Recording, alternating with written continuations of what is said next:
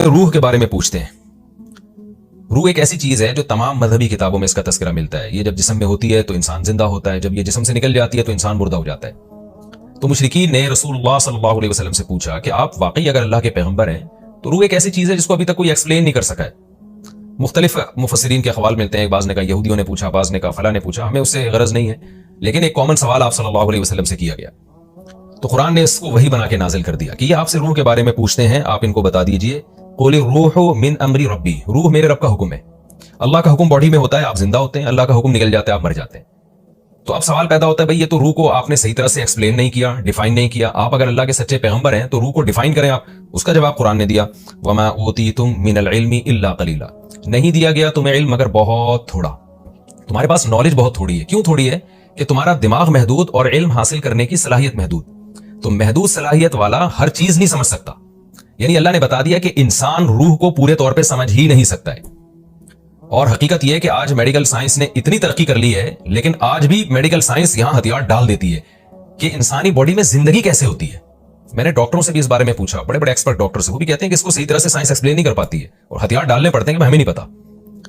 یعنی وہ کون سی چیز ہے جس کی وجہ سے ہم چل رہے ہیں, دیکھ رہے ہیں, بول رہے ہیں, محسوس کر رہے ہیں چیزوں کو. یہ عجیب ہی خدا کی قدرت ہے. آپ دیکھیں باڈی جب انسان جب مر جاتا ہے تو پوری باڈی ایسے ہی ہوتی ہے. آپ کہہ سکتے ہیں کہ ہارٹ بیٹ نہیں ہوتی اس لیے اس میں احساس نہیں ہوتے. بھائی آپ مصنوعی طریقے سے اس کا دل بھی چلا دیں, آپ ان میں شعور نہیں آتا. تو یہ جو شعور ہے جس کی وجہ سے ہم دیکھ رہے ہیں, سن رہے ہیں, محسوس کر رہے ہیں چیزوں کو, یہ کوئی مادی چیز نہیں ہے. مادی چیز تو یہ ہاتھ ہے, یہ سر ہے, یہ ناک ہے, یہ آنکھ ہے, یہ تو مادی چیز ہے. اس میں اس کی اجزائی ترکیبی بھی ڈاکٹر بتا دیتے ہیں کہ آپ کی باڈی میں آئرن کتنا ہے, پوٹاشیم کتنا ہے, میگنیشیم کتنا ہے, سوڈیم کتنا ہے, اور اس میں جناب منرلز اور دوسرے منرلز کتنے ہیں, اور واٹر کی مقدار اس میں کتنی ہے. تو ساری چیزیں تو مادی چیزیں نا. آپ اس کو الگ الگ کریں تو یہ وہی چیزیں جو زمین پہ پائی جاتی ہیں, اور آپ حقیقت میں اس کو جوڑ دیں تو بھی ایک پتلا بن جائے گا. لیکن کیا خدا کی قدرت ہے کہ ماں کے پیٹ میں ایسی جان پڑتی ہے بچے میں کہ اس میں شعور پیدا ہو جاتا ہے.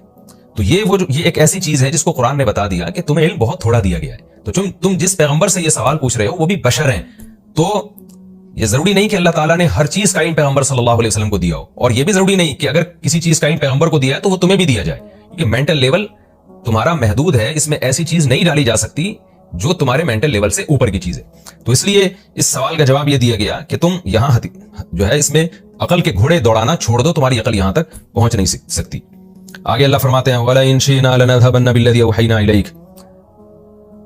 ممکن ہے رسول اللہ صلی اللہ علیہ وسلم کو اس پر ایک رنج ہوا ہو. یہ بات میں نے کسی تفسیر میں نہیں پڑھی ہے, میں اپنے ذوق سے ہی بات کہہ رہا ہوں کہ اگلی آیت اور پچھلی آیت کا جو ربط ہے, جو مفسرین ربط بیان کرتے ہیں وہ تو ایک نارمل ایک ربط ہے, لیکن میرے اپنے ذوق سے ایک بات کہ جب اللہ تعالیٰ نے نبی صلی اللہ علیہ وسلم کو بتایا کہ آپ اور آپ کے ماننے والے روح کی حقیقت تک نہیں پہنچ سکتے کیونکہ انسانوں کو ہم نے علم بہت تھوڑا دیا ہے, تو ممکن ہے رسول اللہ صلی اللہ علیہ وسلم اس پہ غمزدہ ہوئے ہوں کہ میں روح کو ایکسپلین نہیں کر پاتا کیونکہ اللہ نے مجھے بھی علم محدود دیا ہے.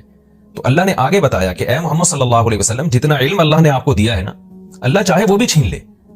اللہ کو حق, اللہ کو اختیار حاصل ہے, لہذا جو علم آپ کو ملا ہوا ہے اس پر بھی آپ اللہ کا شکر ادا کریں, اور وہ بھی عام لوگوں سے بہت زیادہ ہم نے علم دیا ہے. تو یہ اللہ کی دین ہے, اللہ کی فضل ہے, اللہ کا فضل ہے آپ کے اوپر. ہم چاہیں تو یہ علم بھی لے لیں آپ سے. تو جتنا علم اللہ نے آپ کو دیا یہ اللہ کی طرف سے آپ کو دیا گیا ہے, یہ انسان کا کمال نہیں ہے.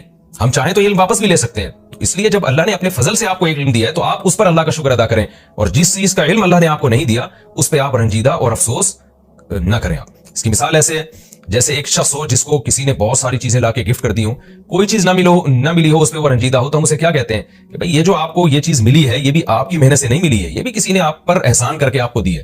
تو جو چیز آپ کو کسی کے احسان کی وجہ سے ملی ہے اس پہ تو آپ کو شکر ادا کرنا چاہیے. اس میں یہ دیکھنا کہ فلاں چیز کیوں نہیں ملی, فلاں چیز کیوں نہیں ملی, اس کا موقع نہیں ہے. تو اللہ بھی اپنے حبیب صلی اللہ علیہ وسلم کو گویا کہ تسلی دے رہے ہیں کہ ہم نے جو آپ کو علوم عطا کیے ہیں, ہم چاہیں تو یہ علوم بھی آپ سے واپس لے لیں. تو انسان کو جتنا علم اللہ نے دیا اس پہ اس کا شکر ادا کرے, اور جو چیزیں اس کے مینٹل لیول سے اوپر کی ہیں ان چیزوں کا علم حاصل نہ ہونے کی وجہ سے غمزدہ نہ ہو, کیونکہ ہمیں تو جو بھی ملا ہے اللہ کی وجہ, اللہ نے ہمیں بھیک میں دیا گویا کہ وہ. اس لیے آگے اللہ نے فرمایا وَلَئِن شِئْنَا لَنَذْهَبَنَّ, اے نبی اگر ہم چاہیں تو ہم لے جائیں بِالَّذِي أَوْحَيْنَا إِلَيْكَ, اس علم کو جو ہم آپ کی طرف وحی کر رہے ہیں.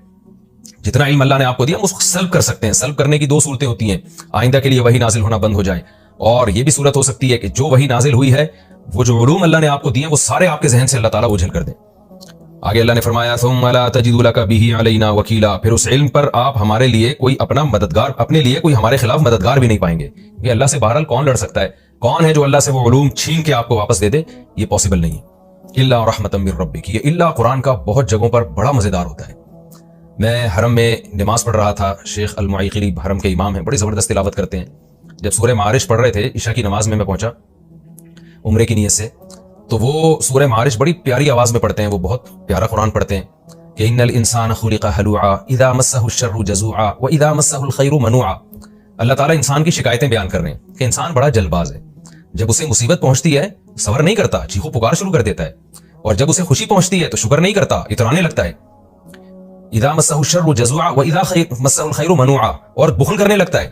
الا المصلین, یہاں بھی الا ہے. اللہ فرماتے ہیں ہاں الا کا مطلب آسان ترجمہ ہوگا ہاں کچھ لوگ ہیں جو ایسے نہیں ہیں. المصلین, جو نمازیں قائم کرتے ہیں.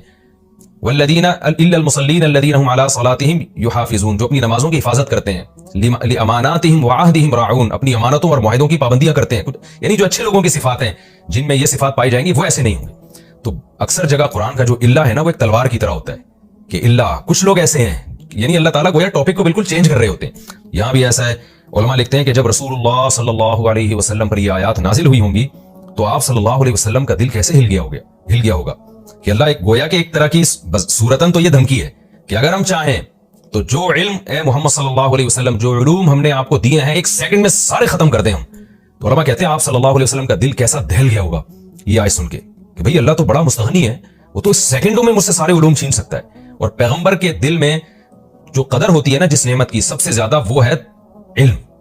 ایک کروڑ پتی ارب پتی آدمی ہو جو پیسے پہ بڑا مرتا ہو, ہر وقت دولت کی فکر میں لگا رہتا ہو, اسے سب سے بڑا کھٹکا یہ ہوتا ہے کہ مجھ سے دولت چھین نہ جائے. ایسے موقع پہ حکومت, کوئی پاورفل ریاست اس سے آ کے کہے یا بادشاہ اس سے آ کے کہے کہ میں چاہوں تو سیکنڈوں میں تمہاری دولت تم سے چھین لوں, تو آپ سوچئے جو سیٹ جس کے دل میں پیسے کی محبت ہے وہ ویسے ہی ہر وقت ڈرا رہتا تھا جیسے کہ دولت مند لوگ ڈرتے ہیں. جس چیز سے انسان کو محبت ہوتی ہے نا اس کے بارے میں خوف ہوتا ہے کہ چھین نہ جائے. تو وہ پہلے ہی ڈرا بیٹھا تھا کہ یار یہ کہیں اتنی بڑی نعمت مجھ سے چھین نہ جائے, اوپر سے ایک بادشاہ یہ پیغام بھیجوا دے کہ میں جب چاہوں تم سے چھین لوں, یہ سب میرے اختیارات میں. تو کیسا ڈر جائے گا کیا, اور وہ تو یعنی اور زیادہ ڈپریشن میں چلا جائے گا. تو پیغمبروں کی نظر میں جو سب سے بڑی اور ویلیویبل نعمت ہے نا وہ علم ہے. پیغمبر دولت پہ نہیں مرتے, وہ تو دنیا کو مسافر خانہ سمجھتے ہیں. تو سوچئے جب رسول اللہ صلی اللہ علیہ وسلم کو اللہ نے یہ آیت سنائی اور آپ پر یہ آیت نازل کی کہ اے محمد صلی اللہ علیہ وسلم اگر ہم چاہیں تو سیکنڈوں کے اندر یہ سارے علوم آپ سے چھین لیں, اور پھر آپ کوئی مددگار بھی نہیں پائیں گے اپنا جو ہم سے یہ علوم لے کر آپ کو دے دے, تو کیسی بجلی گری ہوگی سید الانبیاء صلی اللہ علیہ وسلم کے دل پر. اس لیے اللہ نے اللہ کی تلوار چلا دی کہ اے محمد آپ غم نہ کیجئے, الا رحمتا من ربک, ہاں تیرے رب کی رحمت, ان فضلہ کان علیک کبیرا, واقعی اس کا فضل تیرے اوپر بہت زیادہ ہے. کیا مطلب, جس پر اتنا زیادہ فضل ہو اور تیرے رب کی رحمتیں بھی ہوں تو وہ پھر علوم دینے کے بعد چھینتا نہیں ہے. تو علماء کہتے ہیں اس اللہ کی تلوار جو چلی ہے نا اس سے سید الانبیاء صلی اللہ علیہ وسلم کو تسلی حاصل ہوئی ہے کہ میرا رب مجھ سے چھینے گا نہیں, کیونکہ اللہ نے کہہ دیا الا رحمتا من ربک, تیرے رب کی رحمت. ہاں اگر تیرے رب کی رحمت ہو تو پھر یہ نہیں ہوگا. اور اگلی آیت میں بتا دیا کہ رحمت ہوگی, کیوں, ان فضلہ کان علیک کبیرا, اے محمد صلی اللہ علیہ وسلم بے شک اس رب کا فضل تیرے اوپر کبیرا بہت زیادہ ہے. تو جس پر بہت زیادہ فضل ہوتا ہے اس سے اللہ نعمتیں چھینتا نہیں ہے. آگے اللہ فرما رہے ہیں قل ان اجتمعت الانس, اے نبی آپ ان سے کہہ دیجئے. اب جو اللہ نے آپ صلی اللہ علیہ وسلم کو علوم دیے ان علوم میں قرآن تو سب سے بڑا علم ہے, اور آپ صلی اللہ علیہ وسلم کے نبی ہونے کی بہت بڑی دلیل ہے. تو مشرکین آپ کو پتا ہے نا پچھلے سے پچھلے رکوع میں کیا وہ تانے دیا کرتے تھے مشرکین کہ آپ صلی اللہ علیہ وسلم کی نبوت پر اعتراض کیا کرتے تھے. جیسے سورہ بنی اسرائیل میں آیا کہ ان تتبعون الا رجلا مسحورا, تم تو ایک معاذ اللہ ایسے شخص کی اتباع کر رہے ہو جس پہ جادو ہو گیا ہے. تو اس طرح کی باتیں کرتے تھے. تو اللہ نے بتایا کہ اے مشرکین اگر تم یہ سمجھتے ہو کہ یہ علوم اللہ نے نہیں دیے پیغمبر صلی اللہ علیہ وسلم کو, خاص طور پہ جو قرآن ہے, بلکہ انہوں نے خود سے یہ گھڑ لیا ہے اور نسبت اللہ کی طرف کر رہے ہیں, تو اے نبی آپ ان کو اعلان کر کے بتا دیجئے کہ میں تو اکیلا ہوں نا, میں نے معاذ اللہ فرض کر لو اکیلے یہ قرآن بیٹھ کے بنایا اور یہ آیتیں میں تمہیں سنا رہا ہوں. میں تمہیں چیلنج کرتا ہوں کہ تم اکیلے نہیں, تمام انسان اور تمام جنات مل کے اس جیسا تم بھی قرآن لے آؤ نا, اور تم سب ایک دوسرے کی مدد کرو. ایک تو یہ ہوتا ہے نا کہ سارے اپنے طور پہ بیٹھ کے آیتیں بنانا شروع کر دیں, تو کوئی نہ کوئی تو ممکن ہے نکال کے لے آئے ایسی آیتیں. بھی سارے شعراء سارے خطیب جب بیٹھیں گے کہ بھئی ہم بھی ایسا مضمون بنانے کی کوشش کرتے ہیں جس کا انداز بیان ایسا ہو اور اس کے مضامین ایسے ہوں, تو ہزاروں لوگ جب مل کے کام کرتے ہیں تو کوئی نہ کوئی تو کامیاب ہو جاتا ہے نا. تو اللہ کہتے ہیں یہ طریقہ بھی اختیار کرو, اور اگر اس میں ناکام ہو جاؤ, کوئی بھی اس جیسا قرآن نہ لا سکے, تو پھر سب مل کے کوشش کرو کہ بھئی ہم ایک دوسرے کو مشورہ دیتے ہیں کہ ایک آیت بناؤ اور پھر بڑے بڑے فصیح اور بلیغ شعراء کو لے کر آؤ, خطیبوں کو لے کر آؤ, ان سے کہو کہ بھئی اس آیت میں بتائیں کہ کیا ہم چینجنگ کریں کہ یہ ایسی بلیغ بن جائے جیسے قرآن کی آیت ہے, اور یہ جملہ یہ سینٹنس آپ بتائیے, ایسا مضمون ہم پیش کریں لوگوں کے سامنے. تو سارے خطیب مل کے جو ہے نا, جیسے اس کی مثال ایسے نا جیسے آپ کوئی بہت بہترین مضمون لکھتے ہیں میں نے ایک ٹاپک دے دیا کہ بھائی یہ ایک ٹاپک ہے, 1000 طلبہ کو میں نے ذمہ لگا دیا کہ سب اس ٹاپک پر بہت اچھا لکھیں, تو ظاہر ہے ان ہزاروں میں ایک تو ایسا ہوگا نا جو سب سے اچھا ہوگا, تو وہ کتنا اچھا ہوگا. تو ایک طریقہ تو یہ چیلنج کا, لیکن قرآن کہہ رہا ہے کہ تم ہزاروں مل کے بھی کرو گے نا تو پھر بھی اتنا اچھا نہیں بنا سکتے جیسا قرآن ہے. اور ایک طریقہ یہ, میں ایک ٹاپک دیتا ہوں اور 1000 طلبہ کے ذمہ لگاتا ہوں کہ تم سب مل کے ایک ٹاپک لکھو, لہذا جو الگ الگ ٹاپک پر جب تم نے مضمون لکھا ہے تو سب ایک دوسرے کو سے کریکشن کرواؤ, اور کریکشن کر کر کے بلاغت کی انتہا تک پہنچا کے ایک مضمون لے کر آؤ, تو وہ سارے مل کے بھی ایک مضمون ایسا نہ بنا سکیں. تو سوچئے کہ پھر یہ چیلنج کتنا بڑا چیلنج ہوگا. یعنی سب مل کے آپس میں بیٹھ کے مشورہ کریں, بھائی یہ جو ہم نے اس ٹاپک پر جو مضمون لکھا ہے, دوسرا کہے اس میں یہ خرابی ہے, اس جملے کو یوں کر لو تو زیادہ بہتر ہو جائے گا. سب کے مشورے شامل ہو کے بھی ایک ایسا مضمون نہ لکھا جا سکے تو یہ کتنی بڑی شکست ہوگی. تو قرآن دونوں طرح کے چیلنج یہاں پیش کر رہا ہے. قل اے نبی ان سے کہہ دیجئے لئن اجتمعت الانس والجن على ان یاتوا بمثل هذا القرآن, اگر جمع ہو جائیں انسان اور جنات علی اس بات پر ان یاتوا بمثل هذا القرآن کہ اس جیسا قرآن لے کر آ جائیں, یعنی کتاب لے کر آ جائیں, لا یاتون بمثلہ تو نہیں لا سکتے. یہ بھی عجیب بلاغت ہے قرآن کی. ایک تو آپ جب کسی کو چیلنج کرتے ہیں تو چیلنج کا ایک طریقہ یہ ہوتا ہے کہ آپ اس کو چیلنج دے دیتے ہیں کہ تم کر کے دکھاؤ, اگر تم نے کر لیا تو ہم ہار مان جائیں گے, اور اگر نہیں کر سکے